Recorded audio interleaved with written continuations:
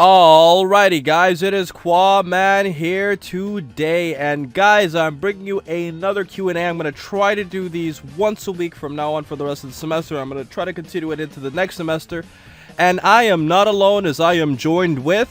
Dragon Ball Nation. What's going on, guys? Right, and in today's video, Dragon Ball Nation and I will be answering a lot of questions from the top. A lot of you were asking me to go to the top because I've been answering a lot of questions for the bottom in the more recent Q&As. So we're going to start straight from the top in this one, so without wasting any more time, let's get straight into this video. So let me first start off by saying, what's the coolest thing about your city? Well, I'm from a station in Antarctica, so I can't necessarily answer this properly, but I guess if I had to just, make an opinion on the actual station itself, I think it's pretty cool that basically everybody at the station knows each other. They've known each other for years, and we all go through the same experiences of, going out and extracting biological organisms. And the coolest thing about being at the station is that even the showers are extremely cold. There's no such thing as warmth about, being in Antarctica. So I think that's one cool thing about it. Everybody goes through the cold together. What would you say, Josh? There's nothing cool about I don't really live in a city, but I live in like farm territory, farm country, so there's nothing really cool about that. I don't like that kind of area, but it's quiet, so I guess that's good. Alright, well that's the question of the day. Alright, Dragon Ball Nation, would you like to take this one? I sure would. Who is Uncle Ruckus? No relation. Well, Uncle Ruckus is a character from the Boondocks who has a terrible skin condition called revitiligo, and it's the opposite of what Michael Jackson has. What do you mean by that, Josh? Well, every year, as he claims at least, every year his skin gets darker and blacker and then more darker. And that's essentially the opposite of what he claims Michael Jackson has. But, he's the best character on the Boondocks by a long shot. I think he's one of the funniest characters in any sort of fiction, in my opinion, and that's all I really have to say about that. Well, as far as what I know that Uncle Ruckus is a character from the Boondocks. He's essentially a black man who hates black people, and quite frankly, taking all racist things apart, I think he's just a funny character, and most people who watch the Boondocks would say he's one of the funniest characters on the show. It's very funny, because when I first saw the show, I'm like, wait a minute, this guy is black, and he's making fun of, black people. But I think Uncle Ruckus, if you guys watch the show, for those of you who are fans of Boondocks, Uncle Ruckus is a hilarious character. And, before I move on to the next question, Josh, would you like to tell our viewers about the condition of his shoes?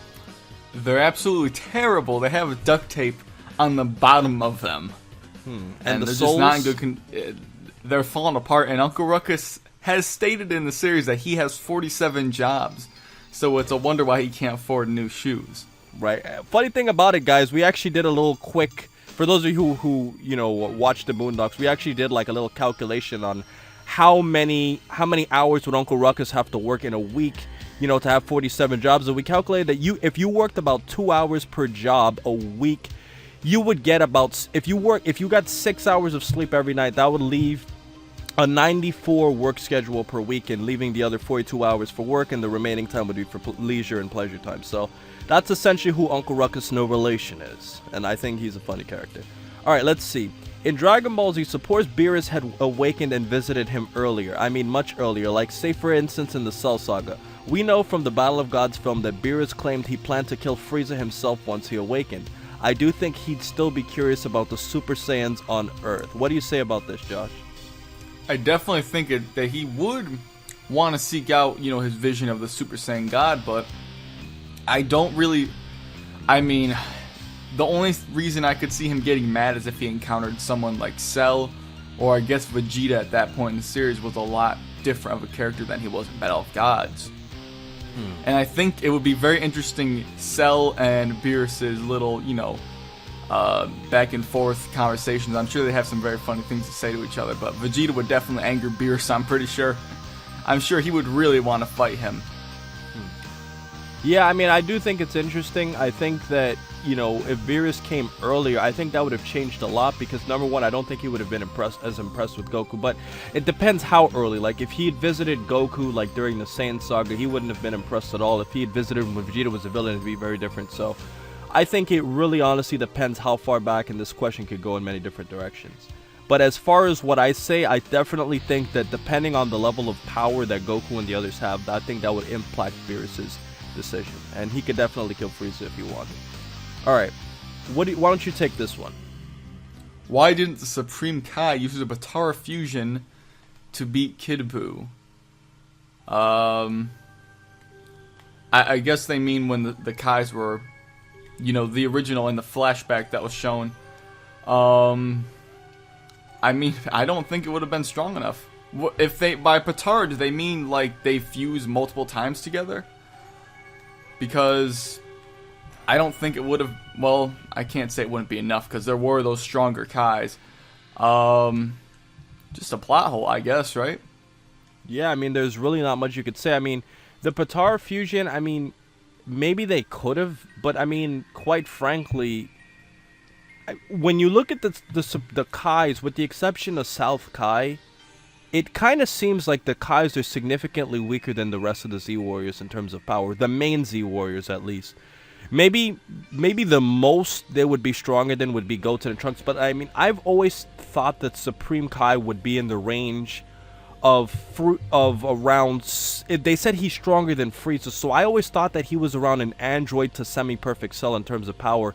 And the reason I say that is because I think he's definitely weaker than Deborah because of how impressed he was with Gohan's weakened adult power, and because of how he was claiming how strong Deborah was, and how he was shocked when the Saiyans thought that they can take him on by himself, which definitely leads me into saying that Kibito and Supreme Kai would definitely be below regular perfect cell in power, but above Frieza, which puts him in that androidish gap, right, Dragon Ball Nation? And I think because of that, would doing a Potara fusion really be enough to beat Kid Buu? Maybe if South Kai fused with one of them, that would have been enough. Because South Kai, from the filler episode, we didn't see it in the manga, but from the filler episode, South Kai seemed to be holding his own pretty well against Kid Buu. So what do you say? In terms of power, do you think it would have been enough? I think only if it, at least going by the filler, I think only if it was the South Kai. But it's hard to say. I think that Kibito, for one, like Kibito himself as an individual, I think would have to be much weaker than the Supreme Kai, because when they fused, they still weren't up to snuff of even Kid Buu, even with the Potara power. So I think that's an indication that the Kibito Kai's, I think, is significantly weaker than Supreme Kai, but that's just my opinion. Alright, well, I think that does it for this question, then. Alright. Who is stronger, 16 or 13? Well, I mean, if I'm just taking canon and non-canon aside, I'd have to say 13. Because, I mean, if you consider the fact that Goku had to absorb a spirit bomb to beat him, I think that shows how significantly powerful 13 was. And you look at the fact that when Goku, Trunks, and Vegeta were fighting 14 and 15, I mean, when Trunks and Vegeta were fighting 14 and 15, they beat them, which would tell me that 14 and 15 and probably 13 are all weaker than 16, 17, and 18. But when 13 absorbed the other two, he was so strong that he was laughing, at their punches. They were doing nothing to him. So I would say that 13 would be stronger than 16. What do you say? I definitely agree that Super Android 13 would be stronger, but as far as regular 13, I definitely think that, I'm sure you would agree that regular Android 13 is definitely weaker than Android 16. Right, because... I mean, he transformed for a reason, and, I mean, 16 was way ahead of Goku, Vegeta, and, Trunks at that point. So, let me ask you really quick, Josh. If 16, 17, and 18 were to have a fight with 14, 15, and 16, you'd say the 16, 17, and 18 would have beaten him no problem. Yeah, as long as as long as he can't go into Super Android 13 when his two comrades meet their demise. I agree with you. So by themselves, you agree that they're stronger. Right. Okay. Take this one. Hey, I guess Youthon G again. Could Piccolo regenerate in paralysis slash Guldo's time freeze? Because when Krillin was in it, he said he could barely move, so is barely a good enough opportunity? I think this is a question much better suited to you, as the Piccolo fan. No biasism. I mean, it's kind of hard to answer because, I mean, we've never really seen Guldo's time freeze and paralysis used on multiple characters outside of Gohan and Krillin, and we really don't know because Guldo wasn't around for very long in the series. I mean, as for actually most of the Ginyu Force really didn't have a very big role in the series when you look at how short their time was. So I'd have to say he probably wouldn't be able to regenerate. I mean, because you got to consider, I mean, it seems like Piccolo, when he's regenerating, he needs to focus on it. You know, we've seen several times in the series, like when he got his arm blown off by Raditz, and, you know, when he ripped off his arm when he was fighting Imperfect Cell, and when Nail was fighting Frieza, it seems like the Nameks have to literally, like, focus their body energy into, like, pushing their arm. It's kind of like they push it out. And I think that because of that, because Piccolo would barely be able to move and focus, I don't think it would have been able to do it, especially if it's a time freeze. I don't think anybody can move during the time freeze. Unless they're so much stronger than Guldo, it doesn't matter. That's my opinion. Right, I agree 100%. That's exactly what I was thinking. I just wanted you to take that one. Alright. Hey, Qaaman, I'm Yuthon G again. You're a badass. Anyway, sing the new Super Saiyan God Super Saiyan. Please don't say that name around me. I'd rather use pure Super Saiyan God. Or how would you like to call it, pure Super Saiyan? I realized that Broly's Super Saiyan 1 form, his hair is blue just like the pure Super Saiyan. This being said, does that mean Broly was a pure Super Saiyan? No. I just think that Broly's hair tint is just naturally different from the other Super Saiyans. When he goes in his legendary Super Saiyan form, even his legendary Super Saiyan form, if you look at Broly's hair, it seems to have more of a greenish tint to it, whereas the other Saiyans have like a goldish tint. So I'd have to say that I just think it's hair, and I don't think that Broly's first form, when he powers up that blue Super Saiyan thing, I don't think that's even Super Saiyan. I just think it's just him powering up, you know, and the aura, you know, affects his hair. I don't know. That's just my theory, guys. I just think Broly's hair texture is just naturally a little bit different. I really don't think there's much to say about it. What do you say, Dragon Ball Nation? Well, the form he's talking about with the quote-unquote blue hair, which, by the way, you could say it's blue, but I think it's, you know, half and half. It's blue and purple. It's got, you know, that purple trim to it, so it's not really the one that fought Goku, right? Correct. It's not even the same color as the pure Super Saiyan God, as you call it. And, you know, the fan term that people have applied to that form is basically the restricted Super Saiyan. It's not the full thing. That's why when he had his, I believe it was the necklace taking off, or it was the headband taken off, that's why his hair wasn't that color anymore, because that headband was removed and he was unrestricted. But it's not even really blue, in my opinion, but we can move on. You know, that's actually a really good point. Now that you just brought me to realize it, because if you look at Broly from Broly's Second Coming, I think Broly's Super Saiyan, like regular Super Saiyan form, was when he was fighting Goten and Trunks. And if you look at it, Broly was a little bit more muscular. Broly has literally like 4 stages. He has like his regular base form with just the black hair. Then he has the blue-haired one. Then he has like just a Super Saiyan who's more muscular than the other two, but he's not like overly Hulk-type muscular as he is in his legendary Super Saiyan form, and his hair is more restricted. And you can tell because he has pupils. Once he goes into his legendary Super Saiyan form against Gohan, that's when, you know, his pupils go away. So yeah, that's a pretty interesting question when you look at the 4 forms. By the way, not to drag this on, but another thing to mention is, wasn't when Broly was in that restricted form, wasn't Goku fighting him in his base form? Even though there wasn't an actual fight, he was still getting away and moving out of his hits very easily, wasn't he? Yeah. And he cut him a little bit on the mouth. Yeah, so that shows it's not really that powerful, in my opinion. Right. Alright. Who drew your profile picture? Okay, long story short, I've had a long conversation with Dragon Ball Nation about this. I don't know. I really don't know who drew my picture, and quite honestly, the quick story behind my image is that my actual Qaaman image is an extremely old picture. It's so old that, you know, I actually have a poster of it from when the time I printed it out, probably like 8 years ago. Like, this image is at least 7, 8, 9 years old. And what's funny about it is that I was looking for images of like black Super Saiyan, and I thought that image was pretty cool. And I have been trying to find the original owner. I think Ninja Girl Sakura once said she knows who it was, or somebody else in the comments. I think it was either Emerald Rosary or Ninja Girl Sakura one of my, you know, female subs who's active in the comment sections was saying it. And she said that it was the Black Goku, but I don't know who made it. And if you guys know who it is, I want to contact this person because I want to buy the rights to the image, because I want to actually, a little secret, guys, I actually want to use that image for a t-shirt idea that I had for you guys, but I can't do it because I could potentially be sued for using an image that I don't own. So I've always been curious, Dragon Ball Nation, do you have any thoughts or anything on it? I just think that we all should collectively work together and, you know, try to get this done so you can have t-shirts, because that's a pretty big deal, actually. That just shows how much you've grown as a YouTuber. If you're able to get t-shirts out, that's just next level stuff right there. But I'm saying, have you ever, like, actually, you know, seen that image prior to you knowing about my channel? Never once, and I've tried to look for the original, but I cannot find it.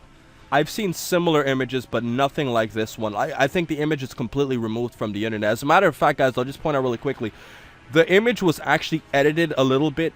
Duct Tape from Comic Corner actually edited it to, like, make the Kamehameha more of a brightness effect, to, like, shine the body so it looked like the Kamehameha was actually had like a lighting effect on my actual character, and he actually wrote Qaaman on it. But the actual image actually looks a little bit different. So yeah, that's essentially the little story in a nutshell about my profile picture. Alright, take this one. Have you seen DBZ Abridged? Team 4 Star is hilarious. It had me crying and laughing. What the fuck is a condom? Oh, I know what he's making a rep. It's when Vegeta was having sex with Bulma, and he's like, Gallet gun! And she's like, wait a minute, where's your condom? He's like, what's a condom? And then that's how she got pregnant. I think, yeah, but I think that, you know, Bridge Team 4 Star is great. I don't really talk about it because, I mean, it's not necessarily related to, like, my topics, you know, but I do think they're funny. I've seen a good amount of their episodes. I wouldn't say I'm the absolute biggest fan on the planet Earth, but I like Team 4 Star. I think they do great work, and, you know, I watch them from time to time. What do you say? Oh, I love it. I watch all the episodes multiple times. I can't get enough of the series. I just wish they could make more than one every month or every 2 months. Yeah. But, you know, I've seen the behind-the-scenes stuff, and it is some pretty rigorous editing. They have to add lip flaps and stuff, so it's a lot of work, and I really do respect the work they do. It's not just dubbing. They also do visual edits as well. Right, like twisting Cell's head backwards when he didn't originally do that. And putting people that aren't even in the scene in there and having them talk. Right. Which is impressive to me. I think it's very respectable. So I think they do great work. They're a great channel, and I think they do, you know, they make some really solid videos. Alright, do you agree that Goku Jr. was a lot like Gohan in the Saiyan Saga? Yes, I actually do, Kyle Chambers. I'm sorry for those who I didn't give shoutouts. I think there was a Frost Returns 3. I forgot to say his name, but yeah, Goku Jr., I think he was a lot like Gohan in the sense that he was kind of cowardly to some degree. I mean, I do think he was kind of like an urbanized Gohan, because Gohan never really went to school, whereas Goku Jr. did. And, I mean, Goku Jr. went Super Saiyan, I'm assuming younger than Gohan. I've never been sure what Goku Jr. and Vegeta Jr.'s ages were, but I would assume at most 10, at minimum 6. What do you say, Josh? I definitely think that based on the physical appearance, he's around Goten's age, so 7. Maybe even Trunks, so he could be 8. I think definitely he could be around that age, but who knows? I mean, in Battle of Gods, Goten and Trunks look exactly the same as they did in the Buu Saga, so who knows how old Goku Jr. is. But my guess is either 7 or 8. Right, I mean, and considering the fact that, you know, Teen Gohan, everybody who called Teen Gohan was 11, he looked older than what he was as a kid, even when he was 6. So there's always inconsistencies with that. And just a quick fun fact, guys, in the actual manga, Kid Gohan was actually, I'm sorry, Teen Gohan was actually 9. He wasn't 11. And, you know, that was just added for, you know, the anime series. It's funny because in neither, I don't even think in any dub he's a teenager technically by age. No. But they have to differentiate him from Kid Gohan, so I can understand why they do it. Alright, Goku Jr. versus Kid Goten. I mean, I don't even think it's a fight. Goten. I agree that Goten would probably win, hands down, but you gotta think what age. I mean, what Kid Goten are we talking about? I mean, are we talking like 4-year-old Kid Goten versus Goku Jr.? I'd say Goku Jr. could probably handle Goten then, but, you know, Goten from the Buu Saga versus Goku Jr. and Vegeta Jr., I'd say Goten, but I don't think Goku Jr. is that far off. I mean, because the ability to turn Super Saiyan does multiply his power a lot, but I definitely think because of the villains that he was fighting in that movie, it was, what was it called? GT Legacy? Hero's Legacy, I believe. Hero's Legacy, yeah.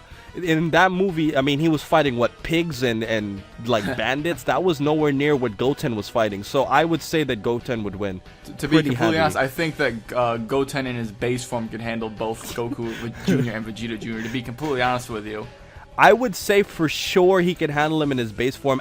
Definitely after the hyperbolic time chamber. I'm not sure maybe before that, but definitely after the hyperbolic time chamber. I'm pretty convinced that he would be able to handle them either way. Considering that even though they are like, what, 1/16th Saiyan, you gotta think they probably are pretty weak at this point. I definitely think that in his base form, Goten can handle both Vegeta Jr. and Goku Jr. But that's just my opinion. Right. Well, good point, though. We both agree, though, Kid Goten. Alright, take this one. Emptying your whole bank account on Goku's lunch bill, I guess they mean box, or have Frieza shoot you in the heart with no promises you will be brought back with Dragon Balls, I guess. Dragon Ball Super? I don't know. I don't want to die, so I'll empty my... I mean, I don't want to lose all my money, but I'd rather not die. Okay, I guess I'm buying Goku Lunch. Yeah, I just used my earnings on Goku's Lunch. You know what, guys? I just really get paid lunch. the next month. I'm a young guy, and I have a long life to live. I can make my money back. That's all I have to say. What if Gohan and Goku went into the hyperbolic time chamber first? That's actually a very good question. I don't think I can do it for a what if, because I think the plot is a little obvious, but it's a good question because if they did go first, I don't think that Frieza would have survived, because I do think that Goku would have wanted to finish him off, and I think Gohan would have wanted to finish him off too. And considering that Vegeta and Trunks' training had no impact on Goku and Gohan's training because they didn't know the extent of what Vegeta and Trunks did, like, the way I've always looked at it, guys, is Goku and Gohan went into the hyperbolic time chamber with no knowledge of what Vegeta and Trunks did. They know they got stronger, but they didn't know what type of training they did, and they still managed to learn that the Ascended Saiyan form was inefficient, and they still maximized their full power Super Saiyan form without any knowledge of what Vegeta and Trunks did. And that would lead me to believe that they would have had the exact same result if they had gone in first. And I think that they would have come out, they would have been way stronger than Cell, they would have been way stronger than all of the androids and everybody else, and I definitely think they would have killed, you know, semi-perfect Cell, or I call second form Cell, with no problem. The problem is, though, is how does that affect the other androids? Now, killing Cell would kill 17, but would they now kill 18? We don't know. Well, 18 at this point is a lot weaker than all the Z fighters before, you know, Piccolo fuses with Kami and before they go into the, you know, the time chamber. So, like, what does that do to her in 16 now? You know, do they just leave him alone because they're way stronger than him now? I don't think that Goku and Gohan would want to kill them, but Vegeta could be a problem when he comes out. If we're assuming he went in right after Goku comes out of the time chamber with Trunks, him and Trunks are going to be a problem. I think Trunks could be maybe persuaded, possibly, but Vegeta's gonna want revenge on 18, definitely. That's a very good point you make, Josh, because you remember when Vegeta and Trunks went into the hyperbolic time chamber, they obviously cared about the androids, but their main priority was Cell. He was the main guy who, you know, was causing problems in the plot. So if you really think about it, because Cell was the biggest problem, they had to deal with him, and they kind of like winked the androids off, like, we'll deal with them later. So we never got a chance to see what would have happened if they did it. And in this case, we gotta admit that Trunks, especially Trunks, because you said Vegeta could be a problem, you gotta remember, Trunks is also not a big fan of the androids himself. So you make a good point in saying there would be two guys who were significantly stronger than both androids who would probably not want to help him. And to add fire to your point, Dragon Ball Nation, you remember when when 16 was badly damaged, and Krillin carried him to Bulma's Capsule Corp, and Trunks was not... I don't remember exactly what Trunks said, but he said something along the lines like, he's like, oh, what do you want? Like, he was being he was showing animosity towards 16, like he didn't want to help him. And Krillin looked like an outcast for helping him, so that definitely shows that Trunks was, you know, on the verge of destroying him, or potentially. What do you say? Right, definitely. I definitely think that he had it in mind, but what I'm saying is, maybe if Goku's there with 18 and 16, I think Goku might be able to persuade Trunks a little bit, but I'm saying Vegeta would be the main problem if Goku didn't want to interfere physically or not. But I think Trunks could be persuaded, but like I said, Vegeta would be a very big problem. You know what? I'm not gonna lie. I have to mention something else with this question because it's so good. Because if you think about it, 16 can also be a problem because this is a 16 who hasn't been remodeled, and if he sees Goku, he might want to kill him. Because you remember that. That's a very good point. Because he might want to blow himself up. You remember how he grabbed onto Cell? He might want to blow himself up to stop Goku. Now, obviously, Goku can instant transmission or do something to stop him. I'm pretty sure that Goku, unless he's restrained by the arms like Cell was. Cell couldn't move. Remember? Right. At all. And you have to imagine, Cell was not. I imagine Cell was not suppressing his power when he was trying to get out of 16. But then again, you remember Cell still, eventually overpowered him and threw him away. I think that's when he got 16 was caught off guard when he realized he didn't have the bomb. His guard was lowered at that point.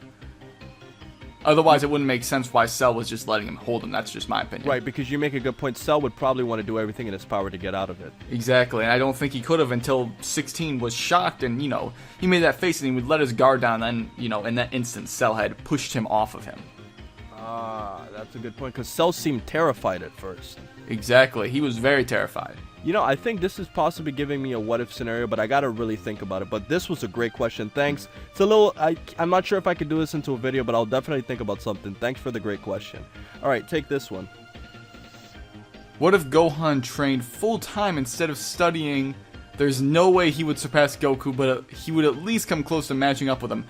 This is funny because I did do a video myself on what would happen if Gohan had trained through that 7-year gap. And I've always come to the conclusion that I don't think Gohan would have ever gotten stronger than Goku if Goku still came back as a Super Saiyan 3. And my reasoning for this, for me at least, my reasoning is because Gohan's not going to have the amount of training that Goku had to do. Gohan's not going to be able to train with people that are around his strength. Gohan was a lot stronger than the rest of the Z fighters at that point. Even if Vegeta gets stronger, I don't see Vegeta ever wanting to train with Gohan in any sense. He would want to focus on Trunks, I would think, if anything. And I mean, Vegeta's going to be hogging the gravity chamber for Bulma. And I can't see Gohan getting the amount of training he needs. I mean, the time chamber will be useless. That's just my opinion. I can't see him getting that strong. But I do think that he would potentially... Since he was already ahead of Vegeta, I think he would definitely stay ahead of Vegeta, but I don't think he would get as strong as Goku. I agree with you, but I kind of think that because of Gohan's power, I don't think he needs to train as much as Goku and Vegeta to be stronger than them. Because you gotta factor in that he was so much stronger than them from when he was a kid that if he moderately trained, he could still be on par with them. Which leads me into believing that I really think he didn't... Because you got to think about it. Okay, even though Gohan was weaker than Vegeta and Goku at the beginning of the Buu Saga, he was still in their realm. He was weaker, clearly, than when he was as a kid, but he was still in their realm of power based off of what the Supreme Kai was saying, right? He was saying, oh, these 3 Saiyans. So it's still saying that even though Gohan's weaker than Vegeta and Goku, he would still be way stronger than everybody else. So I'm saying that if he trained somewhat, I'm pretty sure... he would, at least be able to do it moderate training, or, I'm sure you can train with yourself. I mean, Piccolo does it all the time. I don't think Gohan was in their realm of power, and I say this because the Supreme Kai did make that comment about the 3 Saiyans, being with this power, but later he was so surprised about the strength of the Super Saiyans. I think it was when Goku and Vegeta are fighting or something along those lines, but he didn't even understand the limits of their power. So I don't think that what Supreme Kai said about the 3 of them has that much weight to it, in my honest opinion. Because he didn't even know their full extent. That's a good point, but all I'm saying is that I just think that if Gohan had trained a little bit more, I just think that he wouldn't need to train as much as Goku and Vegeta. I'm saying he would still have to train, but I think moderate training would still keep him on par with them. But anyways, I think that's a good debate, and I think we both make good points. I just think that you're undercutting Gohan's natural power over them just a little bit, considering the fact that his potential put him so far above all of them. So that's all my honest opinion. But anyways, let's see. Tien versus Piccolo Saiyan Saga. Oh, Piccolo, hands down. I guess if they're both in the Saiyan Saga, yeah, definitely Piccolo. Yeah, of course. Piccolo trashes.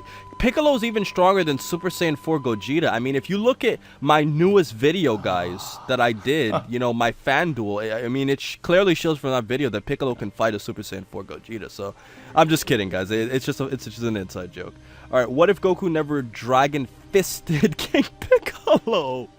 Take that this one. That sounds oddly filthy, but that's such an ambiguous topic because it happened so early on that it's not like, I mean, if you're assuming King Piccolo didn't die at that point, I mean, he would have killed Goku, right?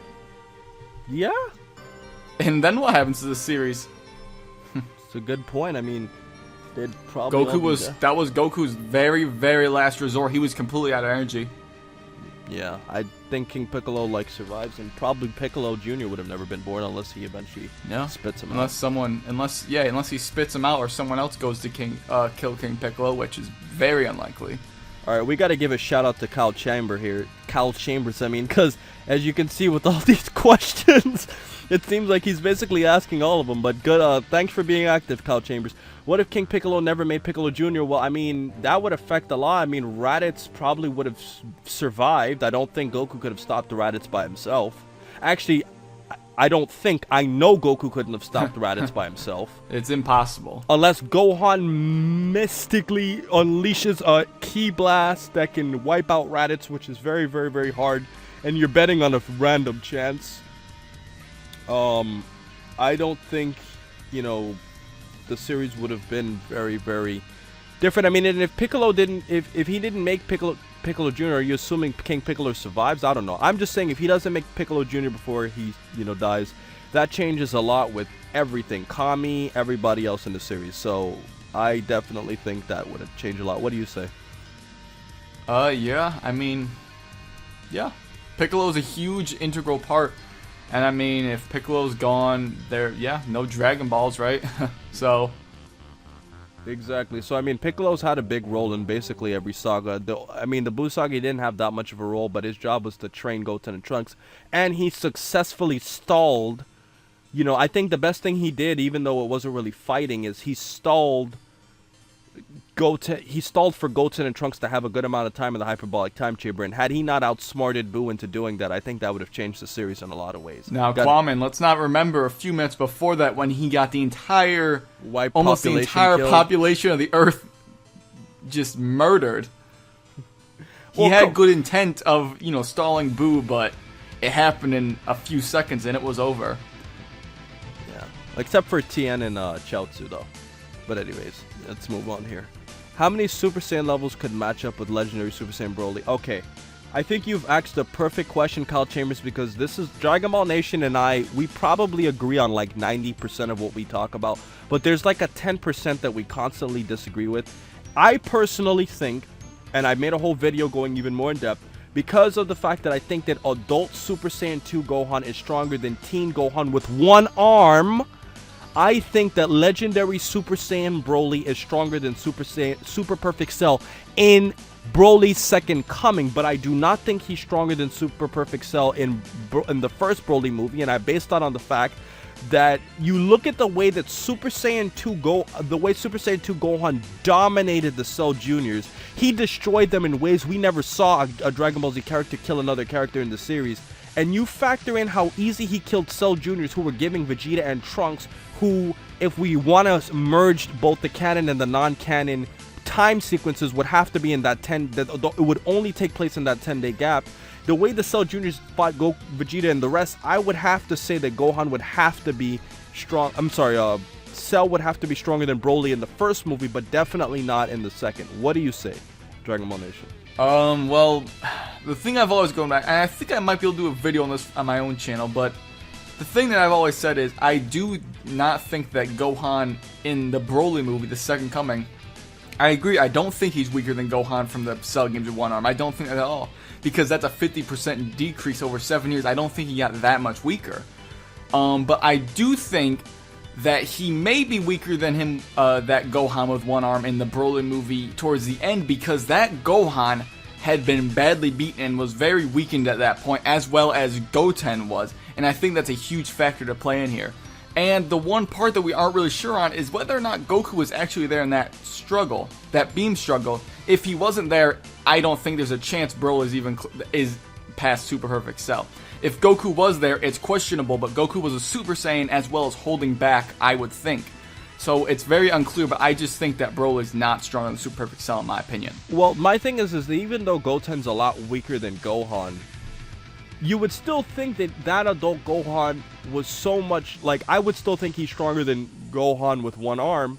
And you gotta think that he required help. We don't know if Goku was really there, but he required help from Goten and Goku. And Goten did wish for Goku, which is why I've always felt that Goku was there. But that's just my opinion. I can't base it because nobody really knows. Not to mention, Qaaman, that Goten and Trunks are, you know, implied to be around Android 18's level. We aren't really sure if they're weaker or stronger. It's very hard to say because they're fighting together. But if he's around that level, that's already a fly compared to Cell and Broly. And put upon that the fatigue that Goten had. He was probably even more so fatigued than Gohan. But I think that you really have to factor in how fatigued those two were during that struggle. They couldn't have been, you know, using that much energy. And I think it was similar to... It was obviously going back. They were trying to reference the father-son Kamehameha. And I think it's when Goku told Goten and Trunks to release their... Or Goten and Gohan to release their power in the instant. That's really what made Broly lose that. Because Broly was, in my opinion, you know, like Cell was, in my opinion at least, toying around in that struggle. Right. That's just the way I've always looked at it. But those are my thoughts. Well, honestly, I'll just say one last thing. That I think that if you say Broly was toying around, I think that slightly even adds more fire to my argument.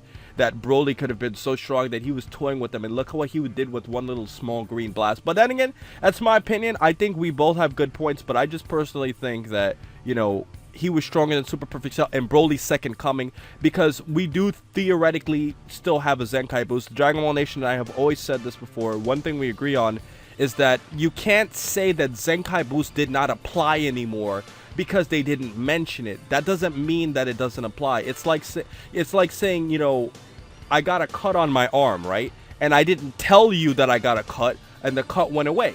Does that mean it didn't happen? Of course. I mean, if you really think about it, it still theoretically happens because I'm a human and cuts heal.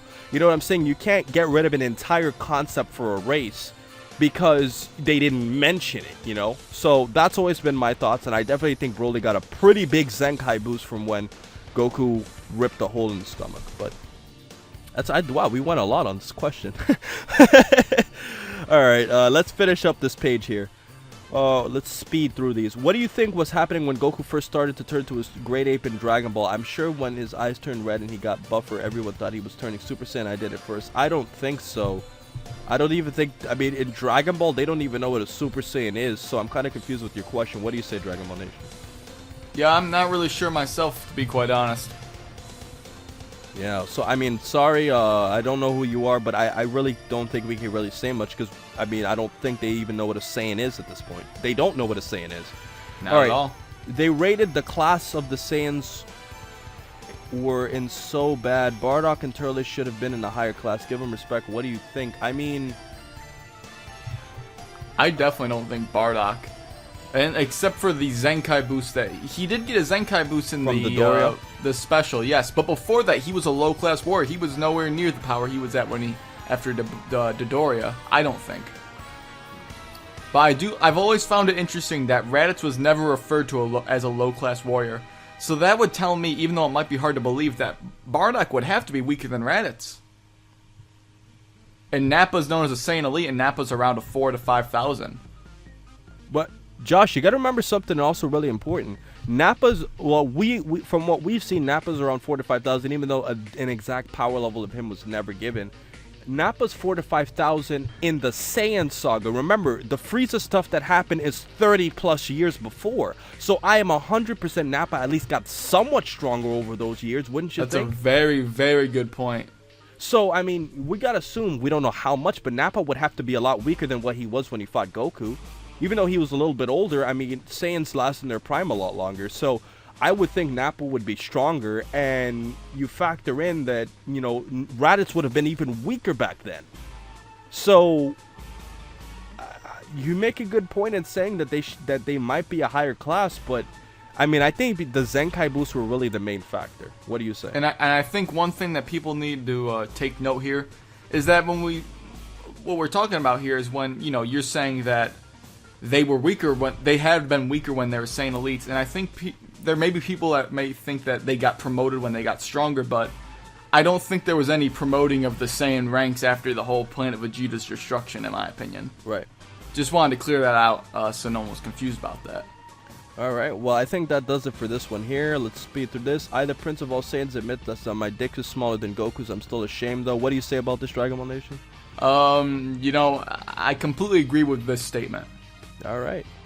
Ed, Edd and Eddy or Disney's Recess. Oh, I loved Recess. I loved both shows years ago. I really like Ed, Edd and Eddy, though. That butter toast guy. Well, I don't remember. I know Eddie was the one who liked the Jawbreakers. It was Ed with 1D. Yeah, I remember. And Ed with 1D was the dumb one who kept saying toast. And the Eddie was the one who liked the Jawbreakers, and the one with the thing on his head, the hat on his head, I think he was double D. So now, yeah, I love that. You're forgetting they all love Jawbreakers. Yeah. But I think between these two shows, I love them both, but hands down Ed, Edd and Eddy for me. Yeah, Recess was fun though. Alright, was Vegeta's brother in any mangas, and hearing of a male Saiyan that could fight? Okay, well he wasn't in the original manga. He was a part of the Yo-Son Goku and His Friends of Return TV special that happened actually not that long ago for Dragon Ball terms. It happened in like 2008 and you know, for Dragon Ball Z fans that tell you 2008 is like tomorrow, because they went for so long without uploading something, so, or without releasing anything. So yeah, he was in that. He wasn't a part of any official manga, so he was definitely not originally part of the first 42 volumes. Do you have anything to comment on this, Dragon Ball Nation? No, can I take the next one? Sure. Nappa versus Gohan after Namek Saga. Now, I assume they probably mean Nappa didn't get any stronger, right? I'm assuming, yeah. I mean, Gohan would destroy him. Yeah, destroy him, because after the when Guru unlocked his power, wasn't he supposed to be as strong as Vegeta, right? When Vegeta was on Earth, correct?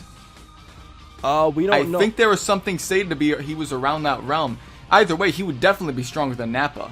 I mean, but I do remember something that was leading people to believe he was around Vegeta, but I can't say for sure off the top of my head. Well, I think I know what it was, Josh, that was leading people to say he was around the strength of Vegeta, and I think it was because we remember when when Ginyu's power level in Goku, when Ginyu was in Goku's power level, he asked Jace to read his level, and he said 23,000. And it required both Gohan and Krillin to fight him at the same time, and they seemed like they were struggling at some points, even though his power was eventually rising. And that's why a lot of people were saying that Gohan could not have been more than 20,000. But it's kind of inconsistent, because when his hidden power comes out, I'm sure he's way above that one, like when he fought. Right, second form Frieza, he was trashing him. And yeah, I think this says after Namek Saga as well. So what point they mean? Because some people split Dragon Ball Z into 9 different sagas. Yeah, but this isn't even a close fight in my opinion. Gohan would destroy Nappa. Yeah, no question. And for those of you guys who are curious, I know that there's multiple sagas, but for me, guys, there have been 4 main arcs in the Dragon Ball Z series.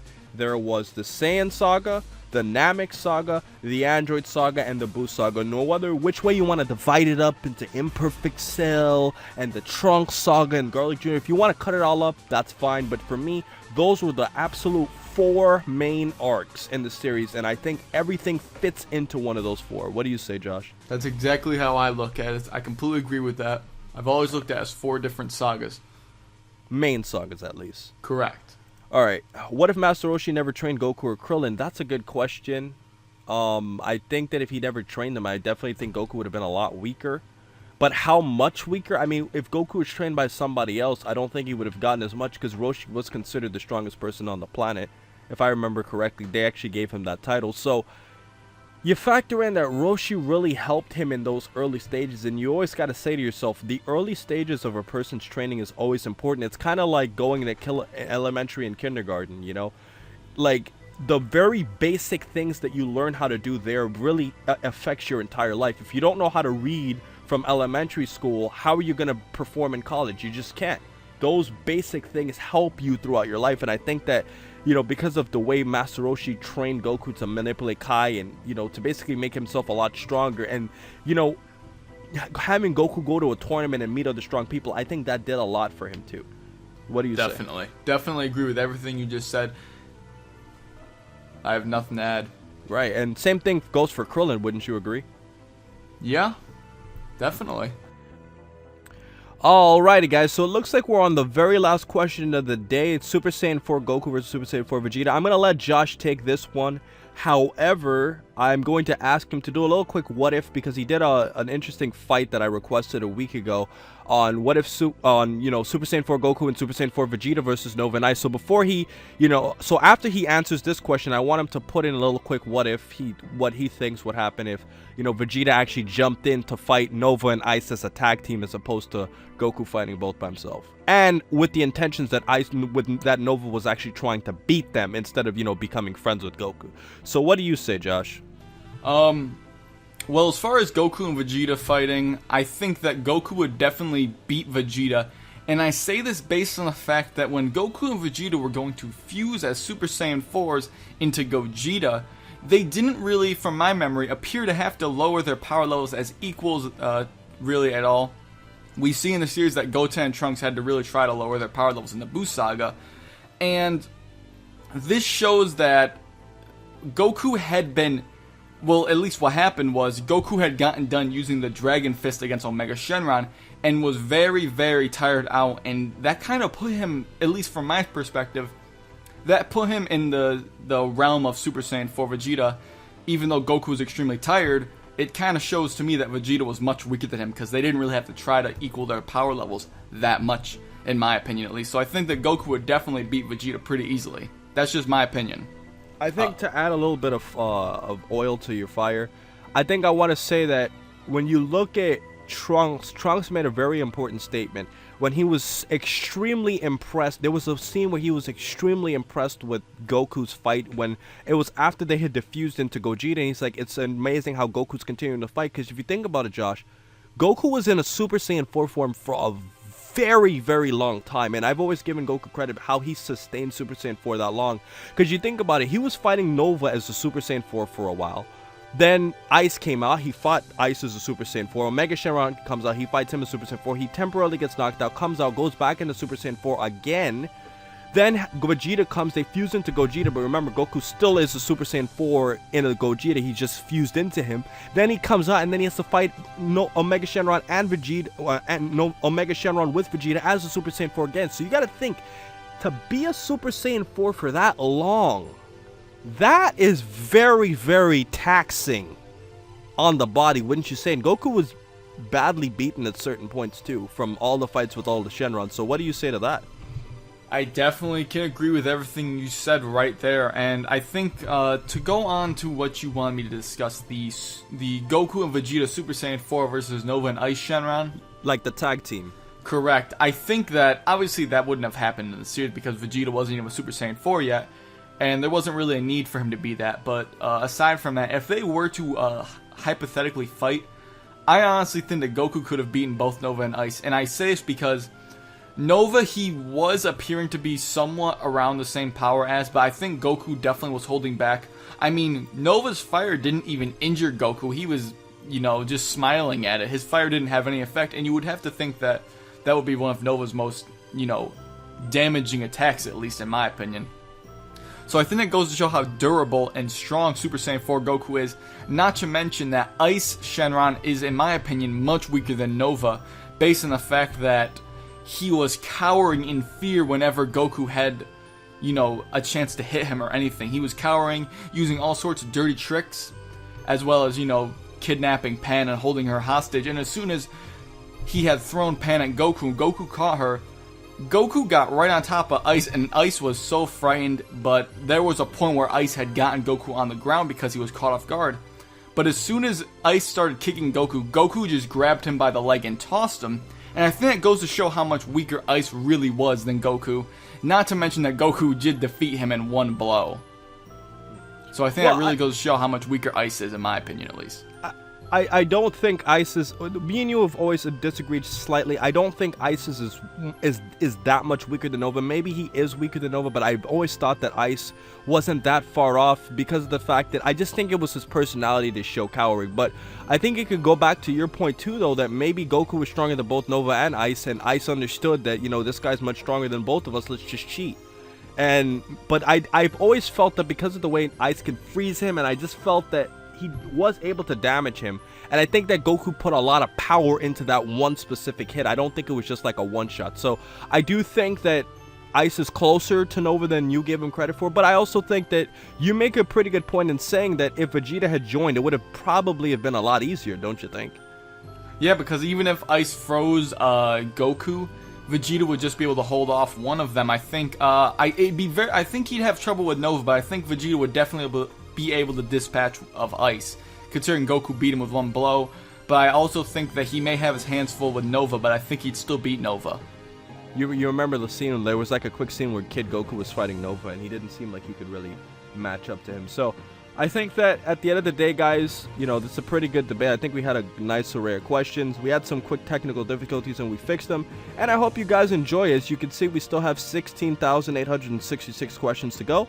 So I hope you guys enjoyed. I'm going to try to do these a lot more often. And most importantly, over everything else, please remember to rate, comment, subscribe. Remember, as I always say, to have a great day, guys. And please check out Josh from Dragon Ball Nation in the description.